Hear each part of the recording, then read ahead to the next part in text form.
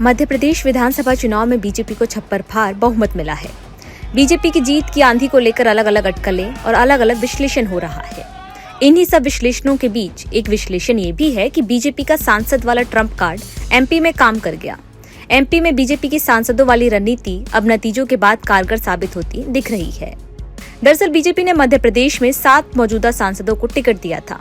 आइए जानते हैं कि बीजेपी की रणनीति कितनी कारगर साबित हुई और सांसदों वाली सीट का क्या हाल रहा। नरेंद्र सिंह तोमर, दिमनी सीट। केंद्रीय मंत्री नरेंद्र सिंह तोमर विधानसभा सीट दिमनी से चुनाव लड़ रहे थे। इस सीट पर 2018 में कांग्रेस उम्मीदवार रविंद्र तोमर जीते थे, लेकिन इस बार बीजेपी सांसद नरेंद्र सिंह तोमर ने उन्हें भारी मतों से हरा दिया। दिमनी सीट पर नरेंद्र सिंह तोमर करीब 20,000 से ज्यादा वोटों से जीत गए हैं। प्रहलाद पटेल, नरसिंहपुर सीट। केंद्रीय मंत्री प्रहलाद पटेल महाकौशल की सीट नरसिंहपुर से चुनाव मैदान में थे। 2018 के चुनाव में प्रहलाद पटेल के भाई जालम यहां से चुनाव जीते थे। पिछली बार की तरह इस बार भी ये सीट बीजेपी के खाते में रही और प्रहलाद पटेल इस सीट से 24,000 से ज्यादा वोटों से जीत गए। रीति पाठक, सीधी सीट। बीजेपी ने सीधी विधानसभा सीट से सांसद रीति पाठक को चुनावी मैदान में उतारा था।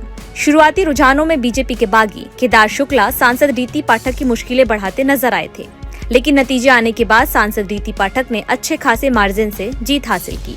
रीति पाठक यहां करीब 14,000 से ज्यादा अंतर से जीत गई। राकेश सिंह, जबलपुर पश्चिम सीट। बीजेपी ने सांसद राकेश सिंह को जबलपुर पश्चिम से चुनाव मैदान में उतारा था। उनके सामने कांग्रेस के पूर्व मंत्री तरुण भनोट थे। ये सीट अब तक कांग्रेस के पास थी, लेकिन इस बार के चुनाव में सारे समीकरण बदल गए। 2023 के नतीजों में सांसद राकेश ने अपना कमाल दिखाते हुए जबलपुर पश्चिम सीट से 30,000 से ज्यादा वोटों से जीत हासिल की। उदय प्रताप सिंह, गाडरवाड़ा सीट। सांसद उदय राव प्रताप सिंह महाकौशल क्षेत्र के नरसिंहपुर की गाडरवाड़ा सीट से उम्मीदवार थे।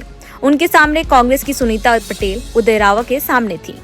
ये सीट 2018 के चुनाव में कांग्रेस जीती थी, लेकिन इस बार इस सीट पर बीजेपी सांसद उदय राव प्रताप सिंह 56,000 वोटों से जीत गए।